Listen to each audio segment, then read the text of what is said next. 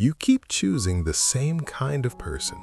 Different names, different faces, but the same emotional shape. And you wonder why it keeps falling apart. You're not broken. You're pattern loyal. You meet someone new. It feels different this time. Fresh, hopeful, real. But 3 months in, you notice it. The same distance, the same silence after conflict, the same feeling of being too much or not enough.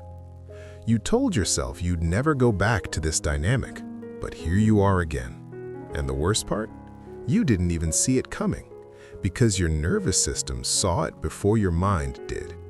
Here's what most people get wrong. They think you're attracted to toxicity, that you have bad taste, that you need to just choose better. But attraction isn't a conscious choice, it's a recognition system. Your brain is scanning for familiarity, not for health, not for compatibility, for what it already knows how to navigate. This is called repetition compulsion, a concept rooted in psychoanalytic theory but backed by neuroscience.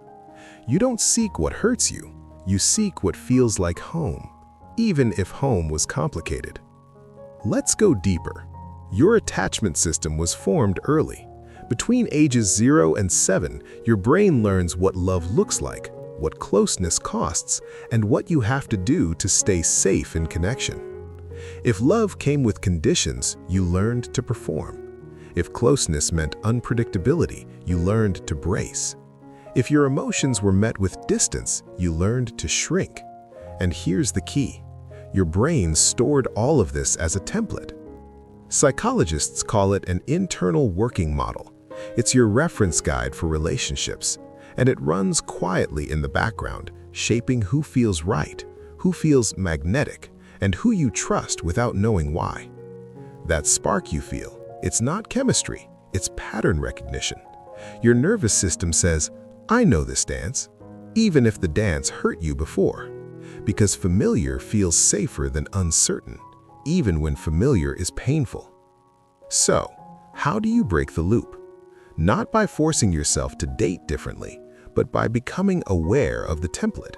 Here are 5 shifts grounded in psychology that actually work. First, name the pattern without shame. Write down the last 3 people you were drawn to. Not surface traits, emotional patterns. Did they need saving? Were they emotionally unavailable? Did they make you work for their approval? This isn't about blame, it's about observation. When you see the pattern clearly, it loses its invisibility. Second, identify your adaptation. Ask yourself, what did I learn to do to stay loved?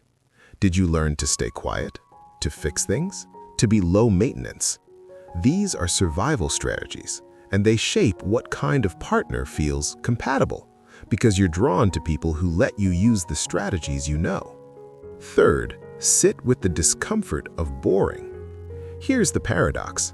Healthy love often feels flat at first, because it doesn't activate your old wiring. There's no chaos to manage, no distance to close, no performance required. And your nervous system reads that as, this isn't love, but it is. It's just unfamiliar. Practice staying, even when it feels too easy. Fourth, slow down the attraction. When you feel that pull, that instant spark, pause.